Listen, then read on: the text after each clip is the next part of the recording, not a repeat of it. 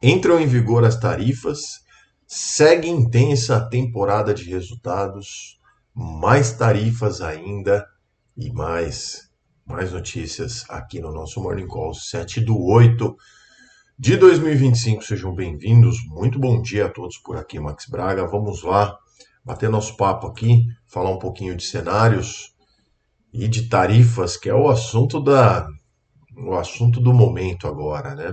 Vamos começar pelo cenário macro, falar um pouquinho da Europa, porque vieram alguns dados mistos sobre as encomendas da indústria na Alemanha e acabaram recuando por lá 1% em junho, né? Contrariou, inclusive, a expectativa de alta de 1,2%. Então, mostra que ainda há sinais de desaceleração na indústria alemã. E a produção industrial, inclusive da Itália, por exemplo, ela apresentou uma leve recuperação, uma alta de 0,2%. Mas ela ainda está em queda quando a gente olha no comparativo anual, em 0,9%. Isso quer dizer que, embora os números de venda no varejo na região tenham avançado, né, 0,3%, estão 3,1% positivos no ano, ainda existem desafios sobre a região ali do, da zona do euro. Vamos a elas então, né? Notícias dos Estados Unidos. Tá difícil, hein?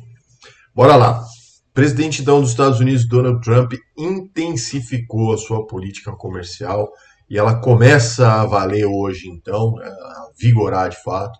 Tarifas de 15 a 41% em diversos países do mundo. Já falamos bastante sobre o Brasil, né? E uma nova ameaça aí que deve ser cumprida, né? Caso não ninguém faça alguma coisa por isso. Ameaça de taxação de 100% dos semicondutores, caso essas empresas que utilizem semicondutores não produzam nos Estados Unidos. A Apple, por sua vez, né, já afirmou ali um acordo formal, tá? Falando sobre investimentos, né? A Apple investirá 100 bilhões nos Estados Unidos para ampliar a sua produção local sobre iPhones, né? Disse Trump nessa quarta-feira. O compromisso foi formalizado por Tim Cook, que é o CEO da companhia ao momento, né? Com a criação do programa de manufatura americana. A Apple já havia se comprometido, inclusive, com 500 bi em fevereiro, tá? Bom, então a Apple já está fora disso, né? E o que é o mais preocupante aqui, assim, para o Brasil é a questão da Índia, né? O Trump, sim, impôs uma tarifa adicional de 25% sobre os produtos da Índia por conta, né, elevando para 50% as taxas da Índia, igual a do Brasil, em retaliação às importações indianas de petróleo da Rússia. Tema também que eu vou falar um pouquinho mais, né? Fica comigo aqui até o final.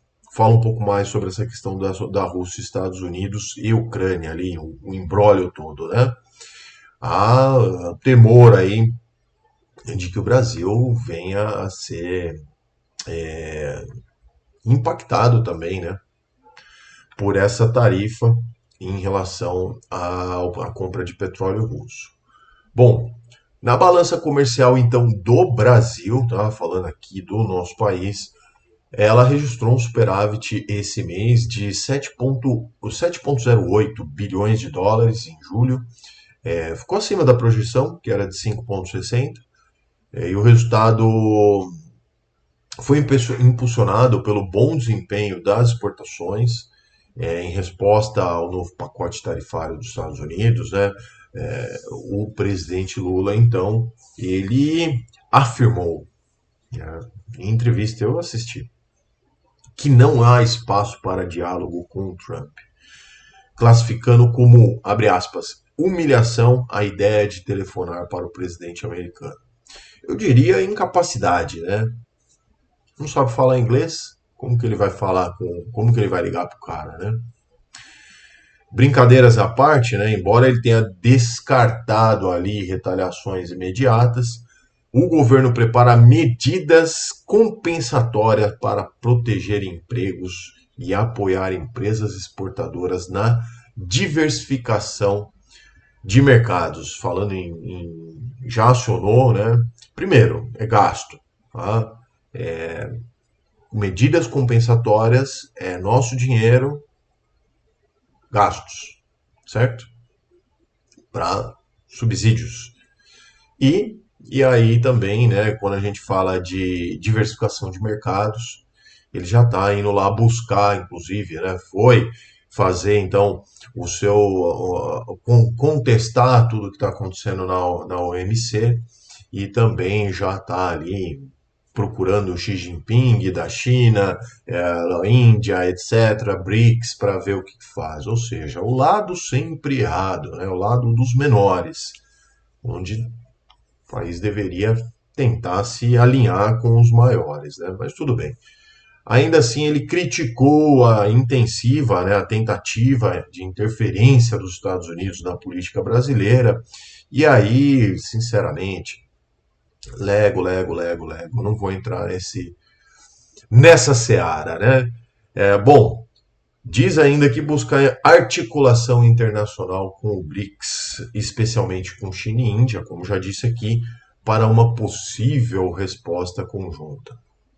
Enfim, a aguardar, né? E já falando, né, já aproveitando, deixa eu pegar aqui, ó, para a gente falar ainda de temas espinhosos, né? Aumenta a pressão, então, dos Estados Unidos sobre a Rússia e Ucrânia, evidentemente, para o fim né, o cessar-fogo ali na guerra.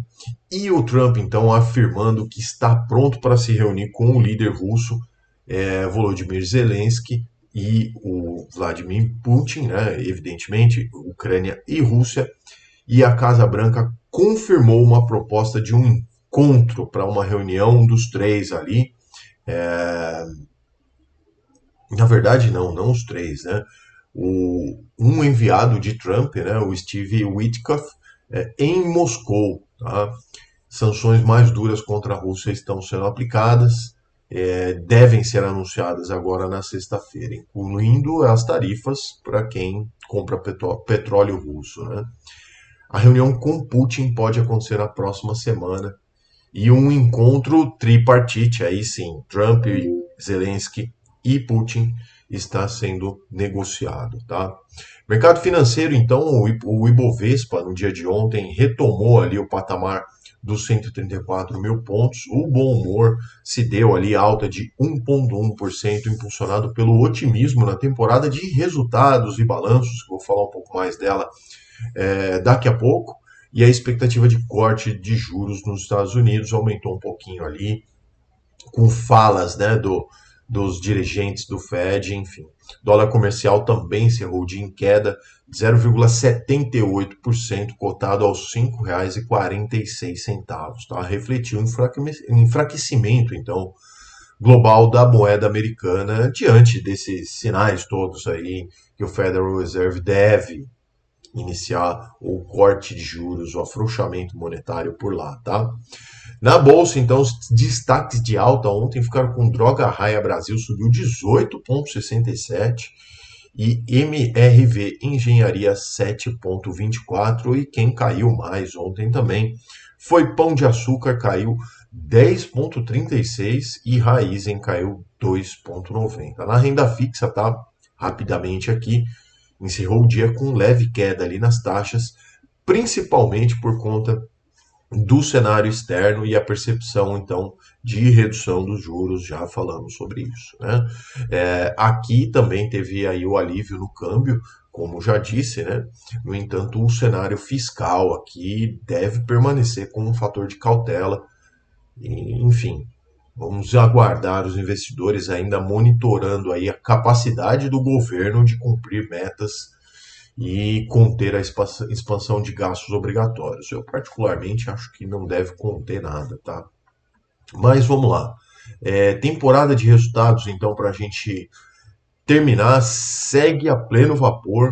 Hoje, então, o resultado mais esperado é o de Petrobras, que vai ser divulgado após o fechamento do mercado, e também outras empresas como ABC Brasil, Alpargatas, Alopar, Anima Educação, Açaí, Auren Energia, Azul, B3, a nossa B3, Boa Safra, BR Partners, Caixa Seguridade, Energisa e Engie Brasil divulgam os seus resultados hoje, e isso é um número que faz preço no mercado, tá? Pode esperar. Também temos hoje os indicadores do Índice Geral de Preços, o IGPDI, né? Que esse também faz preço no mercado, tá? Deixa eu ver se tem mais alguma coisa aqui para a gente falar. Falamos dos chips, falamos da pressão. É isso aí. Bom, claro que teria sempre muito mais coisa para falar, mas o vídeo de hoje já está ficando um pouco mais longo, então por isso, esse é o vídeo de hoje. Não se esqueça de se inscrever no canal, comente as notícias aí, o que você acha. Lula liga ou não liga? Vai ficar só aí na televisãozinha aí falando que é humilhação e etc. Será que ele tem hombridade para negociar de igual para igual? Comenta aí, eu quero saber. Um forte abraço a todos, até amanhã aqui no nosso Morning Call. Tchau, tchau.